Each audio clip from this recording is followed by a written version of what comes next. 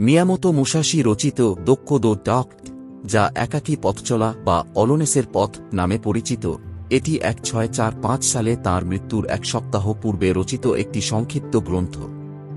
এই গ্রন্থে একটি নীতিমালা রয়েছে যা আত্মনিয়ন্ত্রণ এবং ব্যক্তিগত উন্নতির উপর গুরুত্ব দেয়। নিচে দোক্কোদোর একটি নীতিমালা বাংলায় উপস্থাপন করা হল। সবকিছু ঠিক যেমন আছে তেমনই গ্রহণ করুন। শুধুমাত্র আনন্দের জন্য কিছু অনুসরণ করবেন না। ইউটিউব কোনো অবস্থাতেই আংশিক অনুভূতির উপর নির্ভর করবেন না। নিজেকে হালকাভাবে এবং বিশ্বকে গভীরভাবে চিন্তা করুন। সারা জীবন আকাঙ্ক্ষা থেকে বিচ্ছিন্ন থাকুন। আপনার করা কাজের জন্য কখনো অনুতাপ করবেন না। কখনো ঈর্ষান্বিত হবেন না। বিচ্ছেদের কারণে নিজেকে দুঃখিত হতে দেবেন না।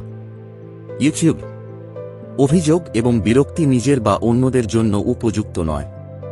কামনা বা প্রেমের অনুভূতির দ্বারা নিজেকে পরিচালিত করবেন না। সবকিছুতে কোনো পছন্দ রাখবেন না। আপনি কোথায় বাস করেন সে বিষয়ে উদাসীন থাকুন। সুস্বাদু খাবারের স্বাদ অনুসরণ করবেন না। আপনার আর প্রয়োজন নেই এমন সম্পত্তি ধরে রাখবেন না। প্রচলিত বিশ্বাস অনুসরণ করে কাজ করবেন না। প্রয়োজনের অতিরিক্ত অস্ত্র সংগ্রহ বা অস্ত্রের সাথে প্রশিক্ষণ করবেন না। মৃত্যুকে ভয় করবেন না। বৃদ্ধ বয়সের জন্য সম্পদ বা জমি অর্জন করতে চাইবেন না। বুদ্ধ এবং দেবতাদের সম্মান করুন, তবে তাদের সাহায্যের উপর নির্ভর করবেন না।